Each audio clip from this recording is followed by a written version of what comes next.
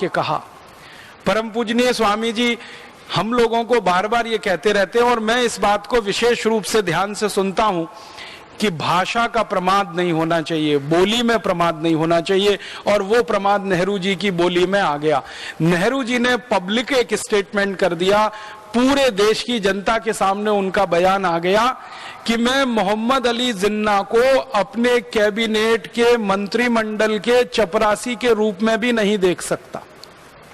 पंडित जवाहरलाल नेहरू ने यह कह दिया कि मैं मोहम्मद अली जिन्ना को अपने मंत्रिमंडल के चपरासी के रूप में भी नहीं देख सकता। माने सीधी सी बात है कि मैं उनको अपने मंत्रिमंडल का चपरासी नहीं बना सकता, प्रधानमंत्री बनाना तो बहुत दूर की बात है। और ये बात जिन्ना के दिल में तीर की तरह से चुभ गई, और जिन्ना ने फिर कहा कि अब तो मैं पाकिस्तान बना के ही रहूंगा, चाहे जो हो जाए। और यही अंग्रेज चाहते थे। अंग्रेजों ने फिर उस मौके को लपक लिया और जिन्ना को थोड़ी और हवा दी और थोड़ा भड़का दिया, और फिर उसने मारकाट शुरू करा दी। एक डायरेक्ट एक्शन प्लान शुरू हुआ था बंगाल में, और जिन्ना के मुस्लिम लीग पार्टी के जो सदस्य हुआ करते थे उन्होंने तलवारें निकालकर हिंदुओं का कत्लेआम शुरू कर दिया था बंगाल में। और इस बयान के बाद सारी स्थिति और परिस्थिति बदल गई। महात्मा गांधी बहुत कोशिश करते रहे कि किसी तरह से बात बन जाए, लेकिन वो बात नहीं बनी, और जिन्ना उसके बाद फिर माना नहीं और गांधी जी को मिलने भी नहीं आया। फिर उसने कहा कि पंडित जवाहरलाल नेहरू कहते हैं कि मैं उनके मंत्रिमंडल का चपरासी बनने लायक नहीं हूं, तब तो सवाल ही नहीं उठता, अब तो मैं नया देश बना के ही रखूंगा और उसका प्रधानमंत्री बन के दिखाऊंगा।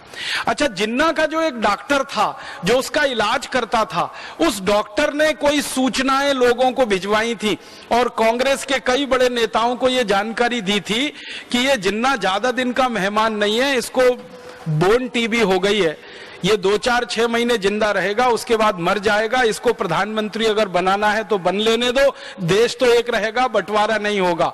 लेकिन किसी ने उस डॉक्टर की बात पे ध्यान नहीं दिया, और अंत में फिर वो हुआ। अंग्रेज तो तैयार बैठे थे, तो अंग्रेजों ने अपनी संसद में एक कानून पास कर दिया जिसका नाम था इंडियन इंडिपेंडेंस एक्ट। और इस कानून की परिभाषा में यह तय किया गया कि इस कानून के पास होते ही भारत के 2 हिस्से हो जाएंगे, एक भारत रहेगा, दूसरा पाकिस्तान हो जाएगा। पाकिस्तान कहां कहां हो जाएगा उसकी सीमा तय कर दी अंग्रेजों ने, और भारत कहां कहां रहेगा उसकी सीमा तय कर दी अंग्रेजों ने, और इस तरह से यह बंटवारा हो गया। और आपको इतिहास की एक सच्चाई बताना चाहता हूं जो दर्द देती है दिल में, वो ये कि पाकिस्तान मिलने के थोड़े महीने के बाद ही जिन्ना मर गया, सच में मर गया, और वो टीबी से मर गया, उसको बोन टीबी थी। तो बार बार उसके डॉक्टर की बात याद आती है कि उसका डॉक्टर ये कहा करता था कि ये 5-6 महीने का मेहमान है, इसको बन लेने दो प्रधानमंत्री, बाकी तो फिर पूरा देश हमारा ही है। लेकिन किसी ने उस डॉक्टर की बात को गंभीरता से नहीं लिया।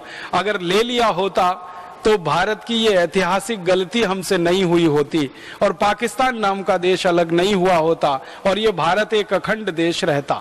अब उसके बाद क्या हुआ कि जिन्ना तो मर गया, और मरने के बाद फिर पाकिस्तान का जो हाल हुआ वो आपकी आंखों के सामने है, उसमें मैं विस्तार में नहीं जाना चाहता, क्योंकि पाकिस्तान के आंतरिक मामले में मैं दखल नहीं देना चाहता। लेकिन जितना मामला भारत से जुड़ा हुआ है वो ये है।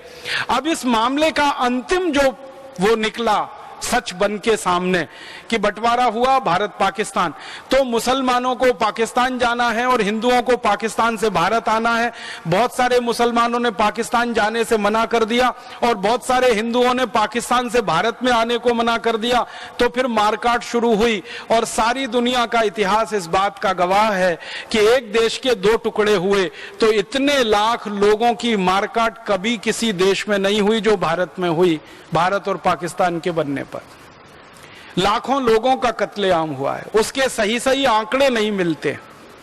पाकिस्तान के आने वाले और भारत से पाकिस्तान जाने वाले लाखों लोगों का कत्लेआम हुआ, लाखों मां बहन बेटियों की इज्जत लूटी गई, लाखों छोटे छोटे बच्चों का कत्लेआम किया गया। उस जमाने के दस्तावेज को पढ़ते हैं तो आंखों में आंसू आते हैं। भर भर के गाड़ियों में, ट्रेनों में, बसों में, बैलगाड़ी में, घोड़ा गाड़ी में, खच्चर में लोग ढेर के ढेर इधर से उधर, उधर से इधर जाते थे। किसी को अपना घर छोड़ना पड़े, संपत्ति छोड़नी पड़े, अपनी सभ्यता, अपनी संस्कृति छोड़नी पड़े और उजड़कर दूसरी जगह जाकर रहना पड़े, इसका दर्द वही बता सकता है जिसका उजाड़ हुआ है घर। और भारत में ऐसे लाखों परिवार हैं, शायद मैं कहूं तो अब कुछ करोड़ परिवार ऐसे होंगे जो उजड़कर पाकिस्तान से भारत में आए और सब कुछ उन्होंने वहां छोड़ा था, कुछ नहीं ला पाए और यहां लाकर शून्य से उन्होंने अपना जीवन शुरू किया और आज भगवान की कृपा से वो शिखर तक भी पहुंचे। प्रणाम है उनकी मेहनत को, वंदन है उनकी मेहनत को कि पाकिस्तान से उजड़कर आए, कुछ हाथ में नहीं था, अकेले आए। किसी की पत्नी छूट गई वहां पर, किसी का पिता छूट गया, किसी की बेटी छूट गई, किसी की बहन छूट गई, किसी की मां छूट गई, किसी का कुछ छूटा, किसी का कुछ छूटा और किसी तरह से मारते पीटते भागते भूगते यहां आकर उन्होंने कहीं कहीं आशियाने बनाए और आशियाने बनाकर भारत देश को और अपनी इस मातृभूमि को उन्होंने मान लिया कि अब यही हमारी मातृभूमि है, यही कर्म भूमि है और उसकी सेवा में लग गए और भगवान ने भी उनको उनकी मेहनत का फल दिया कि आज वो काफी अच्छे व्यवस्थित हैं। लेकिन ये बंटवारे का दर्द उनके दिल में जो टीस मारता रहता है, ये शायद कब जाएगा मालूम नहीं है। ये हमारी एक बहुत बड़ी ऐतिहासिक भूल थी। कुर्सी के एक पद के लिए, प्रधानमंत्री पद के लिए ऐसा सत्ता का समझौता नहीं हो सका जो सबको समावेश कर सके और उसी में ये सारा खेल खेल लिया और अंग्रेजों ने आग में घी डाल दिया।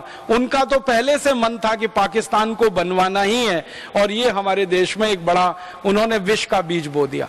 अब ये विष का बीज ऐसा हमारे लिए मुश्किल बन गया है, गले की फांस बन गया है, ना निगलते बनता है ना उगलते बनता है। अब वो जो 3 राज्य भारत में मिलने को तैयार नहीं थे, जम्मू कश्मीर, एक था जूनागढ़ और एक था हैदराबाद, तो बंटवारा हो गया। भारत की सरकार भारत में बन गई, पाकिस्तान की सरकार पाकिस्तान में बन गई।